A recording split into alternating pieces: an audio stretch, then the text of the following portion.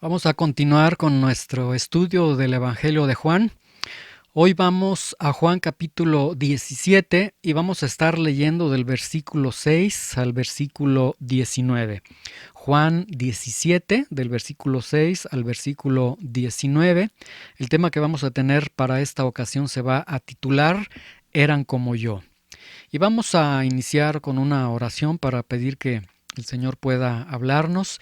Lo que vamos a estar leyendo el día de hoy, bueno, esta oración en el capítulo 17, la primera parte que vimos del versículo 1 al versículo 5, vimos el domingo pasado que el Señor se refirió a la gloria de Dios. En los primeros versículos el Señor ora de una manera tan hermosa y se está refiriendo a la gloria de Dios, que pide que incluso ahí en la cruz del Calvario Dios pueda ser glorificado y brille la gloria de Dios, y sí que brilla la gloria de Dios a través de la cruz del Calvario, porque tenemos Dios perdonando al pecador.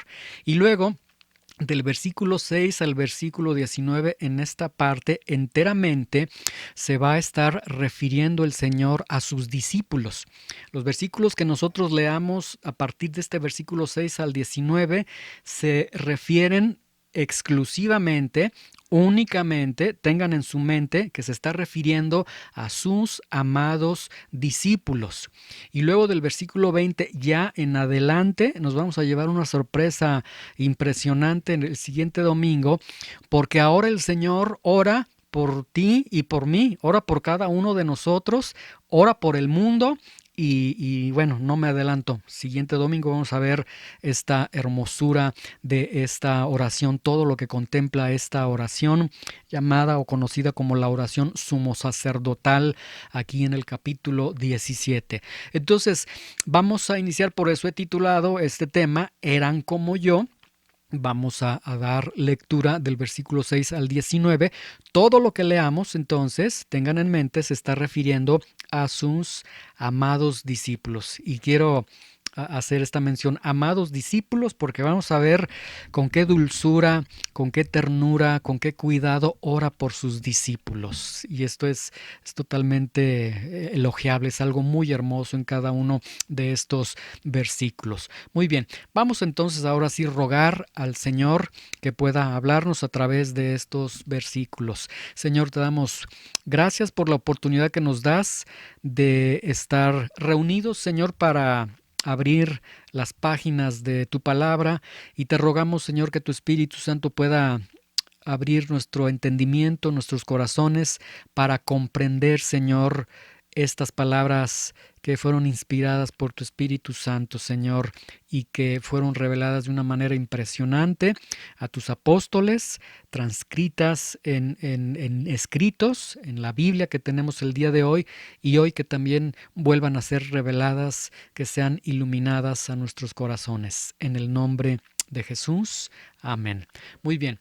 Vamos entonces en este entendimiento que yo les he mencionado. El Señor ahora pasa de orar por la gloria de Dios, ora por sus discípulos. Y dice la oración del Señor en esta parte. Dice el Señor, se refiere a su Padre y dice: he manifestado tu nombre a los hombres que del mundo me diste. Tuyos eran, me los diste, y han guardado tu palabra. Vean cómo el Señor dice: Señor, yo les he manifestado plenamente, dice, he manifestado tu nombre a los hombres. ¿Qué significa esto? Que el Señor dice: Dios, estos 3 años que yo he estado con estos discípulos, yo les he manifestado plenamente al Padre. Les he mostrado quién es el Padre, les he mostrado la naturaleza del Padre. Y podemos ver que los discípulos del Señor tuvieron constante enseñanza con el Señor, al grado que el Señor concluye estos 3 años y en esta oración dice: Señor, todo lo que necesitaban y podían recibir acerca del Padre, yo se los he manifestado plenamente a cada uno de ellos. Obviamente, como ya lo he señalado, se está refiriendo a sus discípulos. Y vean cómo se refiere a sus discípulos. Dice: a los hombres que del mundo me diste, a los hombres que eran tuyos, que tú me los diste, y que han guardado tu palabra. Vean cómo el Señor reconoce que esos hombres fueron rescatados del mundo, así como cada uno de nosotros también hemos sido rescatados del mundo. Dice, Señor, tú los rescataste del mundo, eran tuyos y son regalos tuyos que tú me has dado para mí. Estos discípulos son regalos del Padre para mí. Y vean cómo el Señor concluye aquí en este versículo. Dice, y ellos han guardado tu palabra. Vean la ternura con la que el Señor se está expresando, ¿sí? ¿Por qué dice que han guardado tu palabra? Porque ellos han creído en mí, ellos me han obedecido, pero quiero que vean cómo Él presenta a este cúmulo de discípulos débiles, discípulos que en unos momentos van a abandonar a su maestro, discípulos que le han fallado tanto al maestro en estos 3 años. Vean cómo el Señor no se expresó al Padre de ellos, no los llamó por sus errores, por sus debilidades, por sus errores pasados, sus errores futuros, sino que dice, Señor, ellos son obedientes, ellos han guardado tu palabra. Ahora, vean el versículo 7. Ahora, han conocido que todas las cosas que me has dado proceden de ti. Después de 3 años de enseñanza continua con el maestro de maestros, el Señor dice, ellos tienen discernimiento, ellos han conocido, ellos han ginosco en el griego, que significa un conocimiento continuo y un conocimiento que va en aumento. Ahora, quiero que vean aquí 2 aspectos. Lo que el Señor está diciendo es que sus discípulos constantemente aprendían y que el grado de conocimiento que ellos tuvieron aumentó en esos 3 años, porque fue un ginosco, un conocer, un conocimiento continuo y en aumento. Es decir, habla de que eran discípulos que conocían, no eran ignorantes. Entonces aquí podemos poner una nota. El cristianismo de estos discípulos fue con doctrina, fue con enseñanza, fue con conocimiento, no fue basado en ignorancia. Podemos tachar a los discípulos de débiles, cobardes, etcétera, pero no se les puede tachar de ignorantes. Y el día de hoy, el creyente insiste en un cristianismo místico, en un cristianismo flojo, en un cristianismo ignorante. Quiero que vean que de acuerdo a Juan 17:7, el cristianismo no es así. No existe, no deberían de existir los cristianos ignorantes. Más bien, si hay un cristiano que es ignorante, habría que dudar si realmente es un discípulo, porque el discípulo conoce, el discípulo ginosco, el discípulo tiene un conocimiento constante y continuo. Vamos ahora al versículo 8. Porque las palabras que me diste les he dado y ellos las recibieron y han conocido verdaderamente que salí de ti y han creído que tú me enviaste. Quiero que vean aquí un juego de palabras. Número 1, les di las palabras que me diste. Número 2, ellos recibieron las palabras que me diste. Número 3, ellos conocieron que fui enviado del Padre por medio de las palabras que les di. Número 4, ellos han creído a las palabras que les di. Entonces quiero que vean con este juego de palabras que la revelación, no hay duda, la revelación que el Señor les dio a sus discípulos fue mediante palabras, nada místico. Nada emocional, no hubo nada de misticismo, nada emocional, nada de poder, nada de estoy sintiendo, no, fueron palabras. Y si esta revelación fue por palabras, la revelación fue precisa, fue exacta y fue inefable. Y así el Señor se revela de una manera precisa, exacta, inefable. Solamente que nos falta que vayamos a las palabras del Señor, que entendamos que un discípulo conoce, tiene un conocimiento que va en aumento y que es constante. Y quiero que nos vayamos reflejando en los discípulos, como el discipulado de estos discípulos muchas veces está muy lejano al discipulado que nosotros tenemos. Versículo 9. Yo ruego por ellos, no ruego por el mundo, sino por los que me diste, porque tuyos son. Y vemos cómo el Señor dice, Señor, en este momento, mira, no voy a pedir por el mundo. De hecho, hecho va a pedir por el mundo más adelante en su oración. Pero él dice, quiero pedir por estos hombres, por estos 11 hombres. Recuerde que ya Judas, el traicionero, ya ha salido. Quiero orar por estos discípulos que están aquí, porque son, dice, ruego por ellos, porque Señor, tú me los diste, porque son tuyos, porque son regalos tuyos que tú me has dado a mí.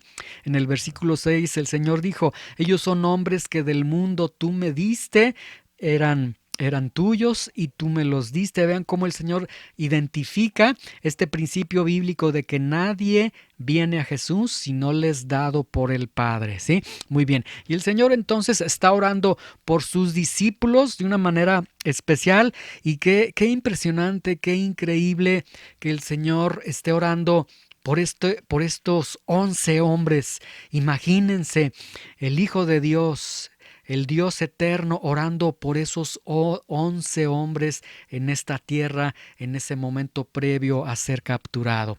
Y luego dice en el versículo 10, y todo lo mío es tuyo y lo tuyo mío, y he sido glorificado en ellos. Recuerden, en el versículo 9 el Señor ha dicho, yo ruego por ellos, no ruego por el mundo en este momento, sino por los que me diste, porque tuyos son. Dice, tú me los diste y son tuyos. Y en el versículo 10 dice otra vez el Señor, y todo lo mío es tuyo y lo tuyo mío, y he sido glorificado en ellos. Entendiendo lo que el Señor acaba de decir, bueno, el Señor está diciendo, y todos estos hombres que del mundo tú me diste son míos y son tuyos también, porque todo lo mío es tuyo y lo tuyo mío, y he sido glorificado en ellos. ¿Sí? Es decir, he manifestado mi gloria en ellos. Ahora, ¿cómo manifestó su gloria en ellos? Bueno, a través de la transfiguración lo hizo con 3 de ellos, pero ¿cómo lo hizo el Señor?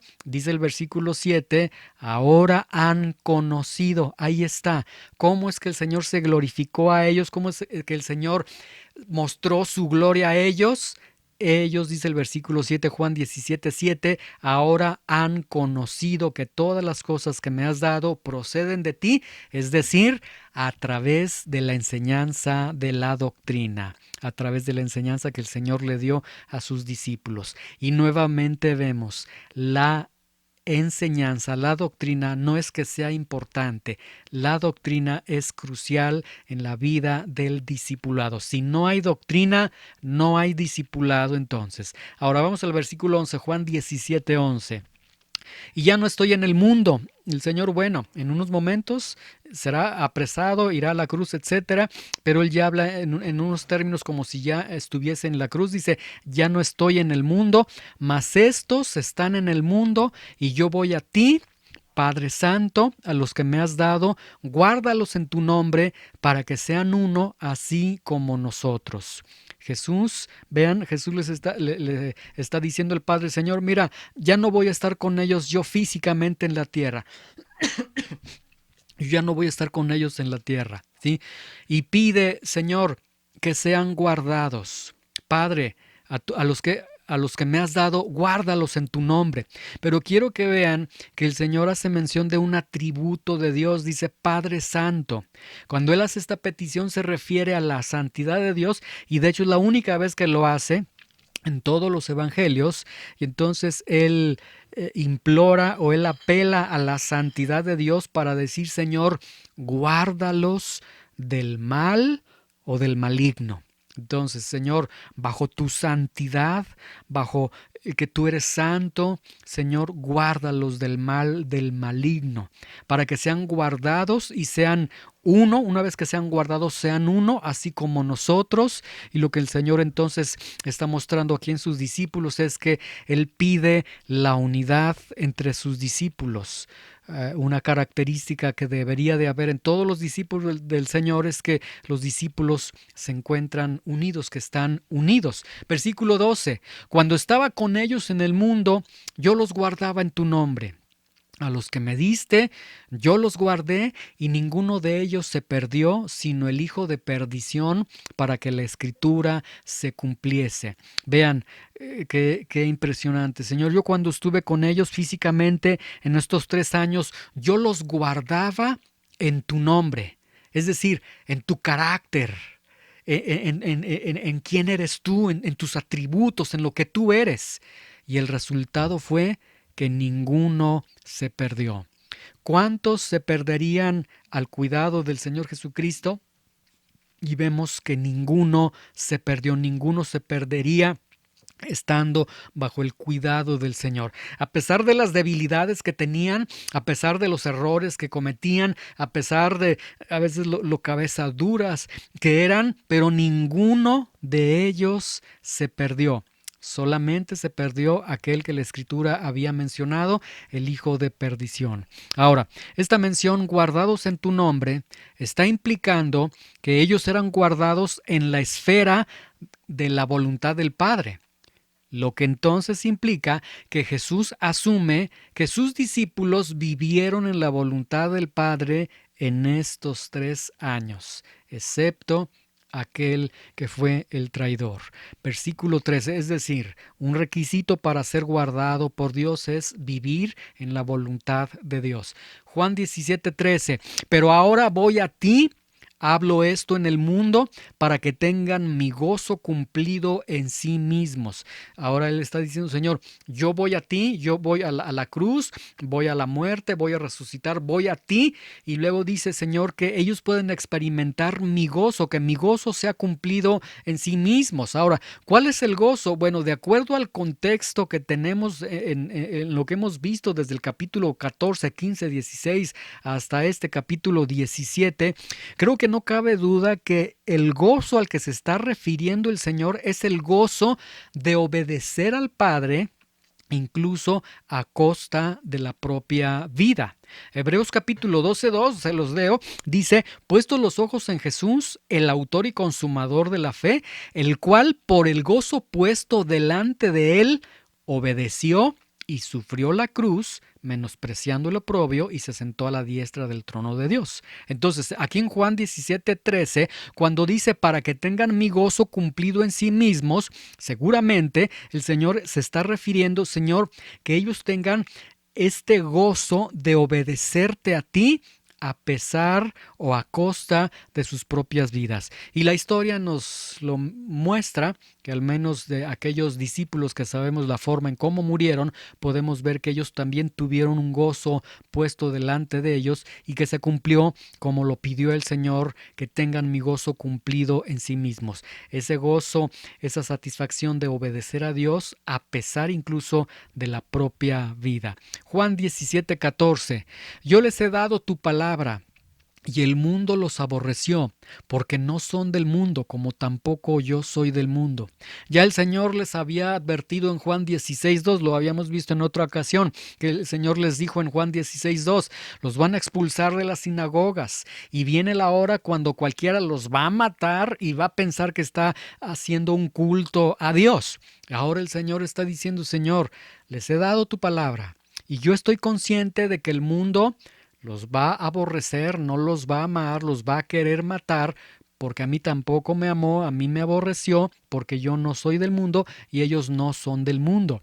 Pero vean, una vez que el Señor sabe que cuando Él se va y va a dejar a sus discípulos en un mundo que mató al Señor y que sin duda alguna va a querer matar a sus discípulos, vean lo que pide en el versículo 15. Dice, bueno, Señor, yo te ruego, no ruego que los quites del mundo, no los quites del mundo, déjalos ahí en ese mundo que los aborrece, en ese mundo que quiere matarlos, en ese mundo que de hecho los va a matar, pero yo lo que te pido es que los guardes del mal.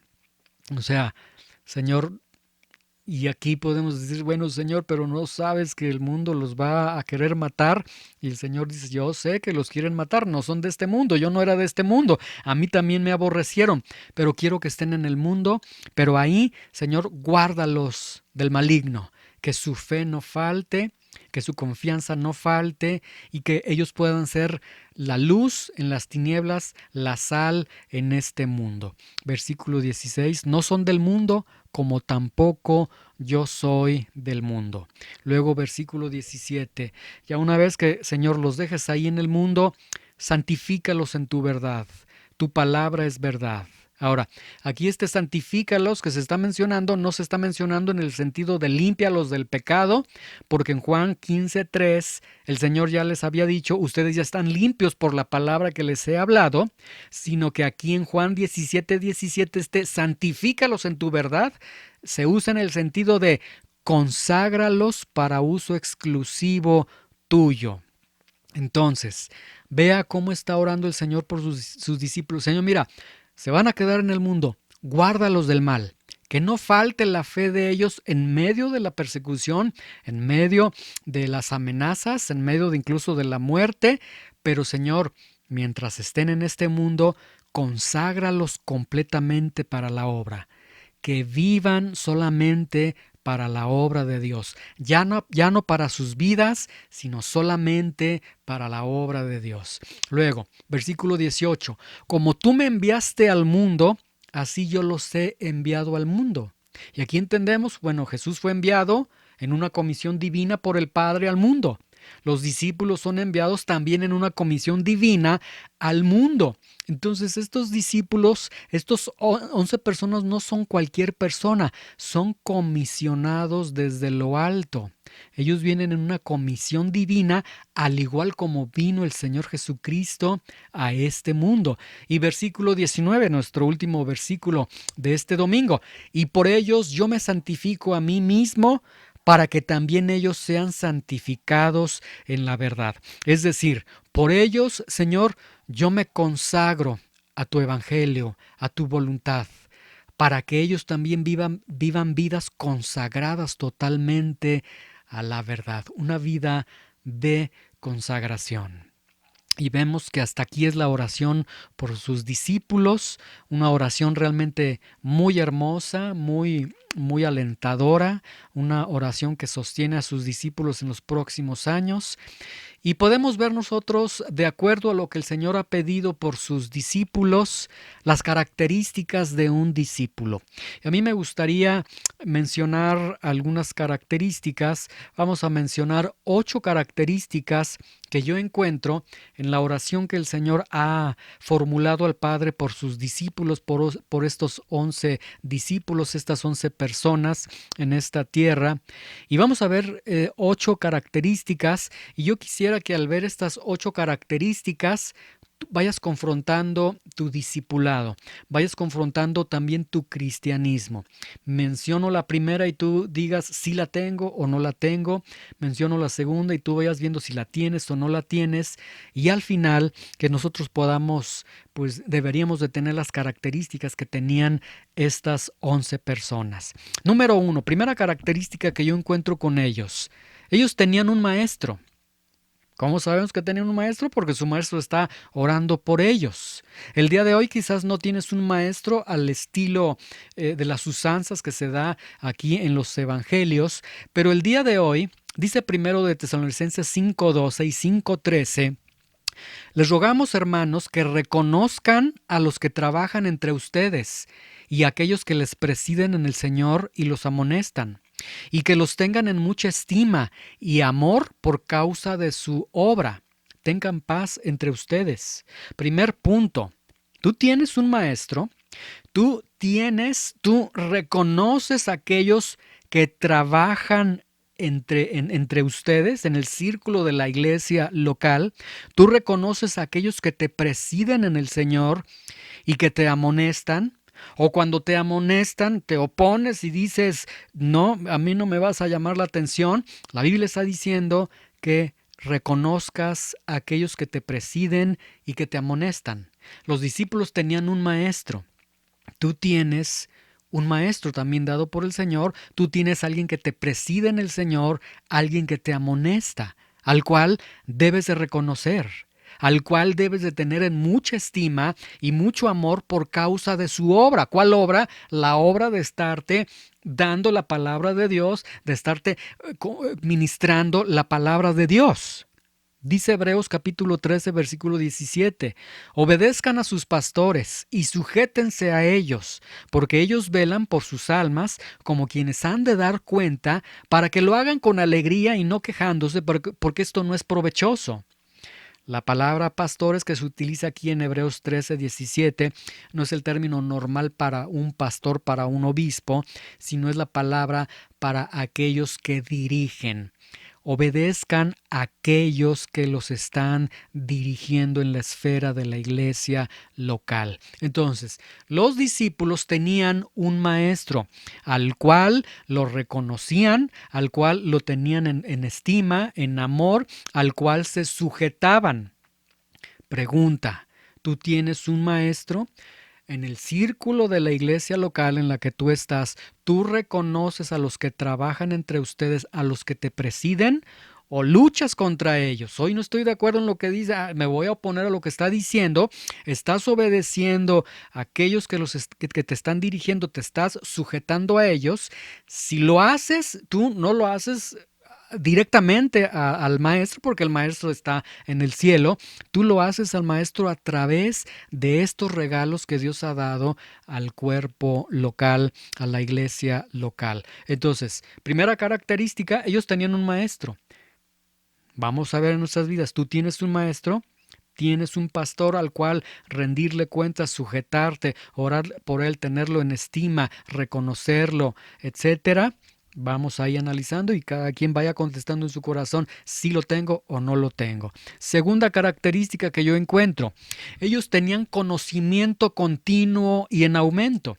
Dice el versículo 7, ahora han conocido todas las cosas, ahora han conocido que todas las cosas que me has dado proceden de ti. Ellos tenían conocimiento continuo y en aumento. Veamos nuestras vidas. En esta semana, ¿cuántas veces tomamos la Biblia? Si no estamos aumentando en conocimiento cada día, cada semana, cada mes, cada año, entonces nosotros no nos parecemos a los discípulos porque no tenemos un conocimiento continuo y en aumento. Y resulta ser que un verdadero discípulo tiene conocimiento continuo y en aumento.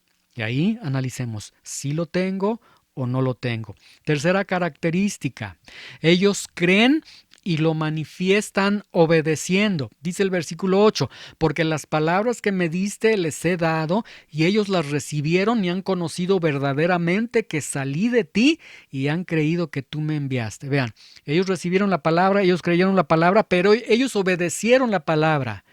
Y aquí no basta con que nosotros digamos, sí, la he creído, la he recibido.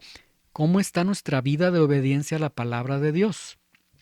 Vemos que una característica de un discípulo, un verdadero discípulo, es que obedece la palabra de Dios. No que dice, bueno, la Biblia dice eso, pero yo pienso eso, pero yo... No. Obediencia. Sencillamente, ¿somos discípulos obedientes? ¿Sí o no? Y bueno, ahí vamos a hacer una palomita o un tache también para ver si tenemos esta característica. Característica número 4. Ellos eran guardados por Dios. Dice el Señor Jesucristo, cuando yo estaba en esta tierra, yo los guardaba en tu nombre. Es decir, ellos fueron guardados porque caminaban en la voluntad de Dios. Eran personas que sí cometieron errores. Tenían debilidades, tenían fallas, pero caminaron a los ojos de Jesús, caminaron en la voluntad de Dios. Dice el Señor, ya no estoy en el mundo, mas estos están en el mundo y yo voy a ti. Padre Santo, a los que me has dado, guárdalos en tu nombre para que sean uno así como nosotros. Pregunta para cada uno de nosotros, ¿estamos caminando en la voluntad de Dios? ¿Aquello que estamos haciendo está dentro de la voluntad de Dios? ¿Estamos siendo guardados por Dios porque estamos caminando en su voluntad? Y cada quien respóndase si sí o no. Característica número 5. El gozo de ellos era hacer la voluntad de Dios, aunque eso les representó años después su propia muerte. Dice el versículo 13, pero ahora voy a ti y hablo esto en el mundo para que tengan mi gozo cumplido en sí mismos. Bueno, una característica de un verdadero discípulo es que el gozo del Señor, es decir, el anhelo, la satisfacción de obedecer a Dios incluso a costa de la propia muerte, es obedecer a Dios. Pregunta para cada uno de nosotros, ¿es nuestro gozo hacer la voluntad de Dios, aunque esto implique el negarme a mí mismo, el limitarme a ciertos derechos que yo puedo tener, hacer, etcétera, ¿lo estoy haciendo? ¿Sí o no? Y analicemos cada uno de nosotros también esta característica en nuestras vidas. Característica número 6. Ellos son preservados del mal, del maligno. Dice el versículo 15, no ruego que los quites del mundo, sino que los guardes del mal. ¿Estamos siendo preservados del mal, del maligno? Es decir, por si no queda claro este punto, ¿cómo está nuestra fe en este momento? Si nuestra fe en este momento, es que en este momento estoy batallando económicamente, estoy batallando por esta situación, entonces mi fe está decayendo, ya no estoy caminando con la misma intensidad ante Dios, ya no estoy buscando a Dios como antes, entonces no está siendo preservado del mal, del maligno, porque el maligno va a atacar tu fe. Porque el Señor dice, yo no te ruego que los quites del mundo, nada más sosténlos en medio del mal, en medio de los ataques del maligno. Entonces, una característica de un verdadero discípulo es que él se mantiene con su misma fe, con la misma potencia de su fe, mientras tenga abundancia o tiene escasez, tiene enfermedad, tiene salud, tiene problemas, no tiene problemas, se mantiene así. ¿Cómo estás caminando con Dios? ¿Cómo está tu fe en este momento? ¿Está menguando por circunstancias que estás viviendo o a pesar de las circunstancias estás siendo preservado del mal, del maligno? Característica número 7. Ellos son consagrados a la obra del Señor. Dice el versículo 17, santifícalos en tu verdad, tu palabra es verdad. Es decir, ellos se consagraron para la obra del Señor. Dice el libro de Santiago, no digan el día de mañana haremos o por un año estaremos, traficaremos, haremos negocios, etcétera. No, dice, sino más bien digan, si el Señor quiere mañana vamos a hacer tal cosa o estaremos en tal lugar. Es decir, conságrate, que toda tu vida, que todas tus actividades estén sometidos a la obra del Señor, a la voluntad de Dios. Son consagrados a la obra del Señor, ¿sí? ¿Cuál es la obra del Señor? La obra del Señor es, Señor, así como tú me enviaste, yo los voy a enviar a ellos. ¿Cuál es la obra del Señor entonces? Dar luz, ya hemos visto, llevar fruto, fruto a través de nuestro ejemplo, a través de nuestras palabras y mostrar al Señor. Entonces, ¿estamos siendo consagrados para la obra del Señor? ¿Estamos cuidando nuestro ejemplo? Estamos cuidando nuestras palabras, estamos cuidando el alcance de nuestras palabras, estamos dando nuestras palabras que puedan producir el mensaje de la salvación para otras personas. Y ahí analicemos nuestras vidas, consagrados a la obra del Señor. Y la característica número 8 dice que son enviados al mundo. Como tú me enviaste al mundo, así yo los he enviado al mundo. La última característica que yo veo en esta oración es que ellos tenían la autoridad de aquel que tenía todo el poder, todo el dominio, de decir, ustedes son enviados míos. A ustedes los autorizo yo, ustedes son enviados al mundo. Y la característica que tenemos de un verdadero discípulo es que el discípulo es enviado por el Señor al mundo. Es decir, que el discípulo se encuentra trabajando por el Señor, trabajando en la obra del Señor en el mundo. Y aquí, bueno, yo no quisiera decir cuántos están trabajando en la obra del Señor. Yo me bastaría con preguntar cuántos están trabajando para el Señor, incluso en el círculo de la iglesia local, cuántos están haciendo, cuántos están sirviendo para el Señor, tan siquiera. Entonces, primero sirvan al Señor y ya después vamos a estar viendo de qué manera somos enviados al mundo, pero hay muchos que ni siquiera están sirviendo, mucho menos estarán siendo enviados al mundo. Pero la característica del verdadero discípulo es que está consagrado a la obra, vive para el Señor y sirve al Señor durante toda su vida. Estás siendo consagrado para Dios en toda tu vida y estás sirviendo al Señor para toda tu vida. Y analiza estas 8 características, cada una de ellas, ve enumerando si la tengo, no la tengo, si la tengo. Analicemos el discipulado de estos 11 discípulos, de estas 11 personas, que no tendría por qué ser tan distinto al de nosotros, porque ellos eran como yo, como pusimos el título a esta enseñanza.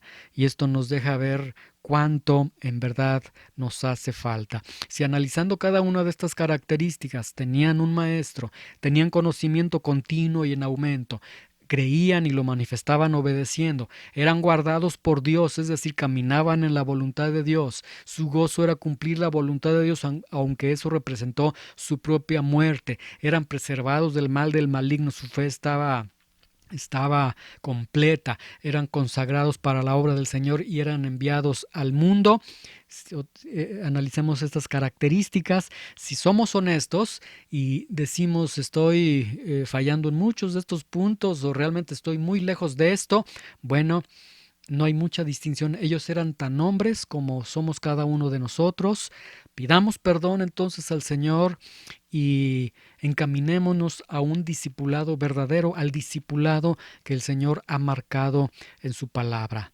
Señor, te damos gracias por estas palabras, Señor, un mensaje realmente sencillo, una oración tan hermosa que el Señor eleva por estas 11 personas, Señor, de una manera impresionante, pero podemos ver, Señor, tu corazón, tu ternura, tu cuidado, tus propósitos, tu voluntad a través de todo lo que se menciona en estos versículos.